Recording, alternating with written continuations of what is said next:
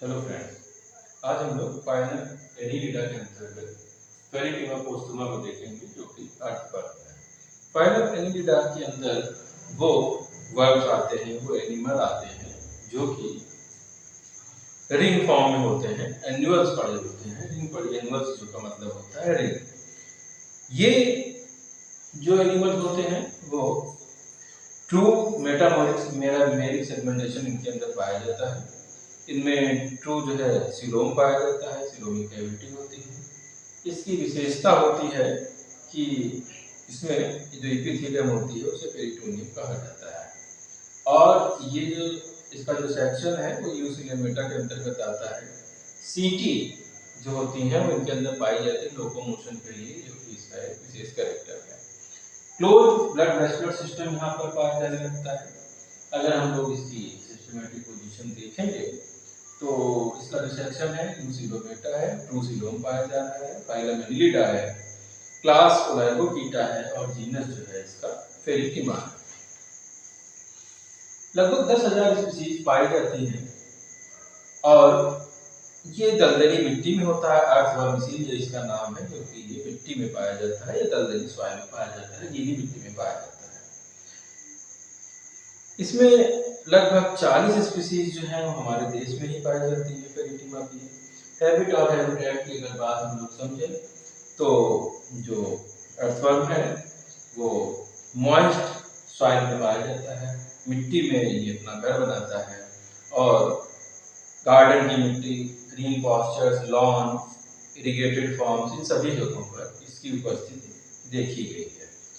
और ये जो है बहुत ही तेजी से ग्रो करते हैं। डार्विन ने एक बार नोटिस किया कि 1 हेक्टेयर खेत में लगभग 50,000 के आसपास जो है अर्थवर्म थे, जो कि अगले साल बढ़ के 2 से लेकर 5 लाख तक हो जाते हैं। ये जो वर्म है कोल्ड ब्लडेड है, नॉकटर्नल है, रात में निकलते हैं और जो है रेनी सीजन में ये ब्रीडिंग करते हैं।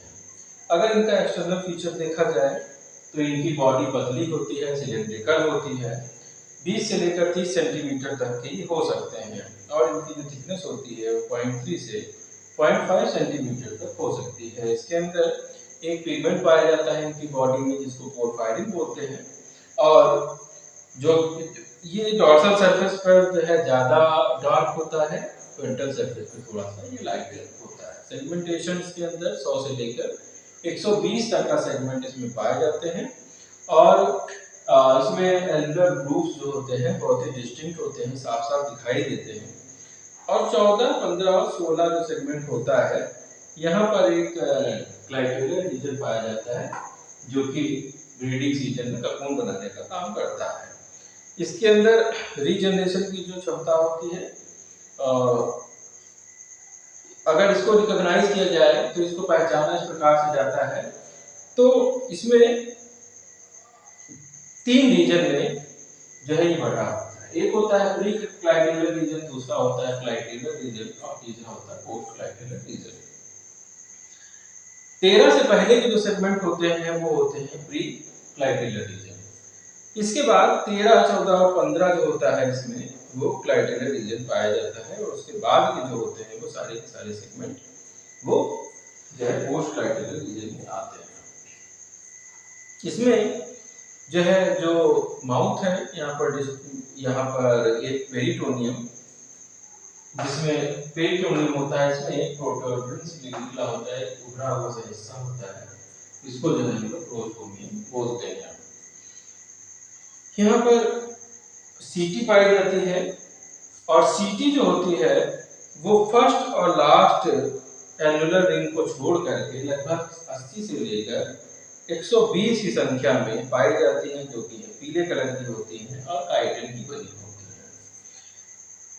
इनका जो माउथ, इनमें माउथ होता है, एनस होता है, डॉर्सल पोर पाए जाते हैं 12वें और 13वें सेगमेंट में।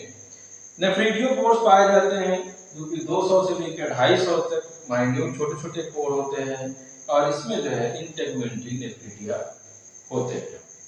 इसमें स्पर्मथीथी पाए जाते हैं 5वें, 6ठे, 7वें, 7वें, 8वें और 8वें सेगमेंट के बीच में 4 पेयर होते हैं ये। और ये स्पर्म को कलेक्ट करने का काम करते हैं। फीमेल जो पोड होता है वो 14वें सेगमेंट में होता है, ग्लैंडुलर रीजन में पाया जाता है। मेल जेनाइटल पोड 18 सेगमेंट में होता है और जेनाइटल पैपिला 17th और 19th सेगमेंट में पाए जाते हैं। बॉडी वॉल की बात करें तो जिसकी बॉडी वॉल है वो पतली है, थिन है, सॉफ्ट है और शाइनी होती है। Cuticle epidermis, supporting cell, regular cell, basal cell, sensory cell और मस्कुलर लेयर इसके अंदर पाई जाती है। जो सीटी है वो जो है एक मस्कुलेचर के द्वारा जुड़ी होती है और जो कि इसके अंदर मूवमेंट का काम करती है, तो बॉडी को चलाने का काम करती है। बॉडी कैविटी जो होती है फ्लूइड से भरी होती है और बॉडी कैविटी इसमें एलिमेंट्री कैनाल पाई जाती है, इसीलिए इसको जो है ट्यूब विद इन ट्यूब भी कहा जाता है। इसमें तरह तरह की सेल्स होती हैं, ग्रेन्युलोसाइट्स, ल्यूकोसाइट्स, अमीबोसाइट, म्यूकोसाइट ये सब पाए जाते हैं। फिजियोलॉजी की अगर बात करें तो लोकोमोशन जो होता है इसके लिए इसके अंदर कोई स्पेशलाइज्ड ऑर्गन तो नहीं पाए जाते, मगर लोकोमोशन जो होता है वो कोऑर्डिनेटेड कॉन्ट्रैक्शन और रिलैक्सेशन सर्कुलर और लॉन्गिट्यूडनल मसल्स बॉडी वॉल जो होती हैं सीटी के मदद से जो है इसमें लोकोमोशन पाया जाता है। इसमें एक प्रकार का हाइड्रोस्टैटिक प्रेशर सीलोमिक फ्लूइड के द्वारा जनरेट किया जाता है और इससे जो है ये लोकोमोशन कर पाता है। अगर पूछा जाए कि अर्थवर्म कितना जो है लोकोमोट कर लेता है तो अर्थवर्म 25 सेंटीमीटर प्रति मिनट की दर से जो है मोशन कर सकता है। इसमें जो डाइजेस्टिव सिस्टम होता है वो डाइजेस्टिव सिस्टम में एलिमेंट्री कैनाल 6 भागों में बटी हुई है, जिसमें कि buccal chamber, pharynx, oesophagus, gizzard, stomach और इंटेस्टाइन इसमें पाया जाता है। बक्कल कैविटी जो होती है वो तीसरे सेगमेंट के मध्य में पाई जाती है और यहाँ पर जो मसल्स होती है, इवर्ट होती है, रिट्रैक्ट होती है, ये खाने को पिक करने का काम करते हैं और साथ में फूड पार्टिकल को सॉइल से ये जो है गड्ढा खोदने का, सॉइल में ये धंसने का या गड्ढे खोदने का भी ये काम करते हैं। इसके अलावा जो फेरिंक्स होती है सकिंग और पंपिंग ऑर्गन है। यहाँ पर ये फूड को सॉइल से बक्कल चैम्बर में जो है भेजने का काम करती है। पीछे बक्कल चैम्बर से ये ओएसोफेगस में धकेलने का काम ये करती है। ओएसोफेगस जो है वो 8वें सेगमेंट के पीछे की तरफ का हिस्सा है और गिज़र्ड जो है small ball like Oval gizzard यहाँ पर पाया जाता है। ये 9th सेगमेंट में होता है। ये बहुत ही ज्यादा थिक और हार्ड होता है, मैसिव सर्कुलर लेयर का बना होता है और इसके ये जो है जो भोजन होता है उसको पीसने का, ग्राइंड करने का काम करता है। स्टमक की बात करें तो पतला ट्यूब लाइक स्टमक पाया जाता है 14वें सेगमेंट के पीछे की तरफ। इंटेस्टाइन सबसे लंबा हिस्सा है यहाँ पर 15वें सेगमेंट से लेकर के एनस तक का इंटेस्टाइन इसके अंदर पाई जाती है, जिसके अंदर बहुत सारी बिलाई होती हैं जो कि अंदर जो है फोल्ड के द्वारा बनी होती है और ये जो फोल्ड होते हैं इसको जो है टिफ्लोसोर्स कहते हैं और इसके आधार पर ये 3 प्रकार के होते हैं। जो टिफ्लोसोरल रीजन होता है वो 24वें 25 जो है 27 सेगमेंट से लेकर लास्ट के 24 से 25 सेगमेंट तक का पाया जाता है। इसमें 3 रीजन होते हैं। प्री टिफ्लोसोरल रीजन जो होता है वो 15वें से लेकर 26वें सेगमेंट तक होता है। टिफ्लोसोरल रीजन जो भी हमने बताया 26 से 27 से लेकर लास्ट के 24-25 सेगमेंट तक होगा। इसके बाद जो है पोस्ट टिफ्लोसोरल रीजन शुरू हो जाता है। फीडिंग की बात करें तो ये नॉकटर्नल एनिमल है, रात में निकलता है, ओमनिवोरस है और छोटे organic humus, debris, leaves, seeds ये सब ये खाता है। और डाइजेशन जो है इसके अंदर बहुत सारे डाइजेस्टिव एंजाइम पाए जाते हैं। फेरिंक्स में भी जो है सलाइवरी ग्लैंड का सिक्रीशन होता है और यहाँ पर protease, lipase, amylase, cellulose, chitinase ये सारे एंजाइम हैं सिक्रीट होते हैं। इसके बाद फूड डाइजेस्ट होता है इंटेस्टाइन में और खास कर जो डाइजेशन का काम होता है वो टिफ्लोसोरल रीजन के द्वारा किया जाता है। इसके अंदर पाई जाती हैं क्लोरेगोगेन सेल। क्लोरेगोगेन सेल जो होती है वो पीले कलर की होती हैं और जो है पेरिटोनियम लाइनिंग में प्रेजेंट होती हैं गैस्ट्रिक और इंटेस्टाइनल वॉल के द्वारा। ये जो क्लोरेगोगेन सेल है ये लीवर की जो वर्टिब्रेट में लीवर होता है उसके एनालोगस होती हैं, क्योंकि ये अगर जब फूड में अगर बॉडी में फूड की मात्रा ज्यादा हो जाएगी तो ये ग्लाइकोजन के फॉर्म में इसको कन्वर्ट कर देंगे, फैट के फॉर्म में इसको कन्वर्ट करके स्टोर करने का काम करते हैं। ब्लड वेस्कुलर सिस्टम अर्थवर्म में क्लोज सर्कुलेटरी जो है ब्लड वेसल सिस्टम यहाँ पर पाया जाता है, कैपिलरीज पाई जाती हैं और बहुत सारा जो सब्सटेंस सर्कुलेट करती है। जो ब्लड जो होता है वो बहुत सारे सब्सटेंस को सर्कुलेट करने का काम करता है, एक पार्ट से दूसरे पार्ट तक लेके जाता है। इसमें ब्लड में रेड हीमोग्लोबिन पाया जाता है। ये जो हीमोग्लोबिन है ये जो है प्लाज्मा में डिसॉल्व होता है, ये जो कॉर्पसेल्स होती हैं उसके अंदर डिसॉल्व नहीं पाया जाता, ये इसकी जो है विशेषता होती है। इसमें 4 जो है हर्ट पाए जाते हैं, 7th, 9th, 12th और 13th जो है हर्ट पाए जाते हैं। लेट्रोएसोफिजियल इसको 2 भागों में बांटा गया है, लेट्रोएसोफिजियल हर्ट जो कि 7वें जो कि 12वें और 13वें सेगमेंट में है, और लेटरल हर्ट जो होते हैं वो 7वें और 9वें सेगमेंट में पाए जाते हैं। रेस्पिरेशन की बात करें तो अर्थवर्म में कोई भी स्पेशलाइज्ड स्ट्रक्चर नहीं बना हुआ है, बल्कि ये मॉइस्ट स्किन के द्वारा गैसेस एक्सचेंज करता है, ऑक्सीजन को लेता है और कार्बन डाइऑक्साइड को रिलीज करने का काम करता है। एक्सक्रीशन के लिए नेफ्रीडिया पाए जाते हैं और इसमें कई प्रकार के नेफ्रीडिया होते हैं, सेप्टल नेफ्रीडिया, इंटरग्वेंट्री नेफ्रीडिया और पैरेंजियल नेफ्रीडिया। सेप्टल नेफ्रीडिया जो होते हैं वो 14वें 15वें सेगमेंट के जो है हर सेगमेंट में 14वें और 15वें सेगमेंट से जो ये शुरू होते हैं 20 से 25 नेफ्रीडिया जो है पाए जाते हैं, मगर जो है जो 14 सेगमेंट है वहां पर कोई भी नेफ्रीडिया नहीं पाया जाता।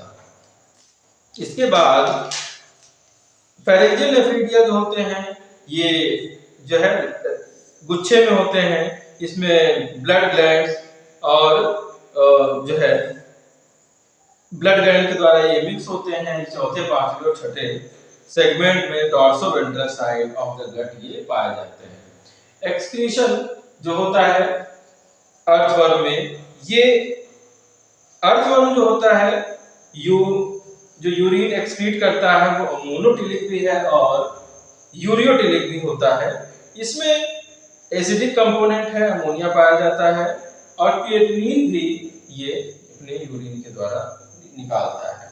यहाँ पर जो नेफ्रीडिया होते हैं एक्सक्रीशन के अलावा ऑस्मो रेगुलेशन, वाटर को बैलेंस करने और मेंटेन करने का भी काम करते हैं। नर्वस सिस्टम इसमें जो है सेंट्रल नर्वस सिस्टम में 2 पार्ट हैं, ब्रेन रिंग है और नर्व कॉर्ड है। ब्रेन रिंग जो है उसको सेरिब्रल या सुप्रा पेरेंजियल गैंग्लिया पाए जाते हैं। नर्व कॉर्ड जो होती है वो 5th सेगमेंट के पीछे की तरफ शुरू होती है, बहुत सारी गैंग्लियर स्वेलिंग पाई जाती हैं जो कि पीछे के भाग में फैली होती है। पेरिफेरल नर्वस सिस्टम जो होता है वो इन गैंग्लिया और ब्रेन को जगह-जगह जो अदर बॉडी पार्ट्स हैं उनसे जाकर के वेरियस बॉडी पार्ट से ये कनेक्ट करने का काम करता है।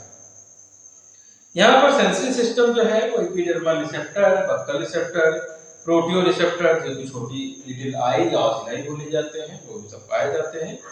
रिप्रोडक्टिव सिस्टम की बात करें तो मेल रिप्रोडक्टिव सिस्टम में जो है वो 10वें से लेकर 21वें सेगमेंट तक पाया जाता है। इसमें testis sac, testis, seminal vesicle, vas deferens, prostate gland और एक्सेसरी ग्लैंड इसके अंदर पाई जाती हैं। टेस्टिस सैक और टेस्टिस जो होती हैं वो 10वें और 11वें जोड़ी में पाई जाती हैं।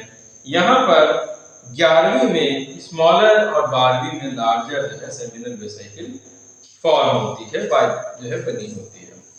रिप्रोडक्शन की बात करें तो जो पॉपुलेशन होता है रेनी सीजन में, जो अर्थवर्म है वो बेसिकली प्रोटेंड्रस है, तो स्पर्म का जो फॉर्मेशन होता है, स्पर्म की मैच्योरिटी होती है बहुत पहले अर्ली स्टेज में हो जाती है। 2 अर्थवर्म रेनी सीजन में कांटेक्ट में आते हैं, अपोजिट डायरेक्शन से ये मीट करते हैं और स्पर्म को ये ट्रांसफर कर देते हैं जो है प्रोस्टेटिक ग्लैंड जो होती है उसके सीक्रेशन के साथ मिक्स करके जो दूसरे के स्पर्मथीकी में ये डाल देते हैं। वहां पर स्पर्मथीकी जो होती है उसका जो एम्पुला होता है न्यूट्रिटिव जो है सब्सटेंस सीक्रेट करता है और स्पर्म इसमें पड़ा रहता है। अब जब ओवा जो है फॉर्म होता है तो जो ग्लैंडुलर रीजन है वहां पर ककून का फॉर्मेशन होता है और धीरे धीरे ये अपने आप को उसमें से जब निकालता है तो ओवा जो होता है एक्सपेल करके उसके अंदर आ जाता है। ककून में। अब यहाँ पर फर्टिलाइजेशन की प्रोसेस होगी और यहाँ पर एम्ब्रियोनिक डेवलपमेंट होगा। इसके जब डेवलपमेंट हो जाएगा तो ककून जो होता है वो 2 से लेकर 2 से 4 mm डायमीटर का हो सकता है और 2 से 3 हफ्तों तक का ये पड़ा रहता है। इसके बाद एम्ब्रियो जो होता है, एम्ब्रियो धीरे धीरे बड़ा होना शुरू करता है, हैच आउट करता है और एडल्ट लाइक वर्म होते हैं, छोटे छोटे रिलीज हो जाते हैं सॉइल में। इकोनॉमिक इंपॉर्टेंस की अगर बात करें तो जो अर्थवर्म है वो सॉइल को पोरस करता है और इसीलिए इसको जो है फ्रेंड ऑफ फार्मर्स भी इसको कहा जाता है। ये सॉइल जो रूट्स होती हैं उनको ज्यादा जो है ऑक्सीजन की, एयर की सप्लाई देता है और इसकी जो कास्टिंग्स होती है वो एक प्रकार के मैन्योर का जो है वो काम करती है जो कि फसलों की प्रोडक्टिविटी बढ़ाती है। Thank you.